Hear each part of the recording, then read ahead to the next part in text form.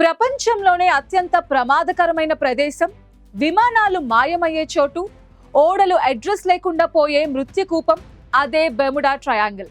దశాబ్దాలుగా ఎవ్వరికీ చిక్కని ఈ మిస్టరీ ఇప్పుడు ఒక కొత్త మలుపు తిరిగింది. అట్లాంటిక్ మహాసముద్రం అడుగున చిమ్మ చీకటిలో శాస్త్రవేత్తలు ఒక వింతైన భారీ నిర్మాణాన్ని గుర్తించారు. అది ప్రకృతి సృష్టించిన రాతి కట్టడమా, లేక వేల ఏళ్ల క్రితం కనుమరుగైన ఏదైనా నాగరికతకు ఆనవాలా? కిలోమీటర్ల మేర విస్తరించి ఉన్న ఆ భారీ రాతి గోడల వెనక దాగి ఉన్న రహస్యం ఏంటి? బెర్ముడా ట్రయాంగిల్లో జరిగే వింతలకు ఈ కట్టడానికి ఏమైనా సంబంధం ఉందా? ఈ సెన్సేషనల్ రిపోర్ట్ లో ఇప్పుడు చూద్దాం.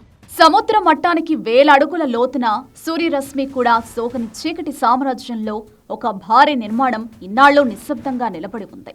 బెర్ముడా, ఫ్లోరిడా, ప్యూర్టోరికో మధ్య ఉన్న ఈ మృత్యు వలయంలో శాస్త్రవేత్తలు సోనార్ మ్యాపింగ్ సాయంతో ఒక భారీ రాతి నిర్మాణాన్ని కనుగొన్నారు.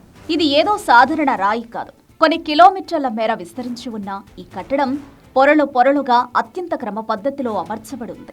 దీనికున్న తిన్నని అంచులు, ఖచ్చితమైన లంబ కోణాలు చూస్తుంటే ఇది ప్రకృతి సిద్ధంగా ఏర్పడినది కాదని, ఎవరో తెలివైన వారు దీనిని ఇంజనీరింగ్ పద్ధతిలో నిర్మించారని పరిశోధకులు భావిస్తున్నారు.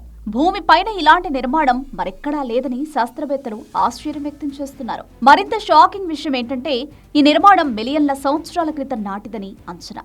ఇది మందపాటి ఇసుక పొరల కింద కప్పబడి ఉంది.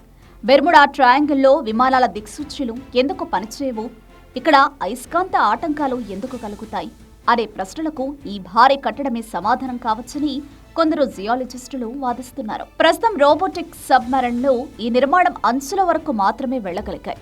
దీని లోపల ఏదైనా రహస్య గదులు ఉన్నాయా, అసలు ఇది దేనికోసం నిర్మించారు అనేది ఇంకా మిస్టరీగానే ఉంది. Journal of geological research letters లో ప్రచురితమైన ఈ సమాచారం ఇప్పుడు ప్రపంచవ్యాప్తంగా చర్చనీయాంశమైంది. అదృశ్యమయ్యే ఓడల కథల నుండి సముద్ర గర్భంలో దాగి ఉన్న ఈ భారీ కట్టడం వరకు బెర్ముడా ట్రయాంగిల్ మరోసారి శాస్త్రవేత్తలకు సవాలు విసురుతోంది.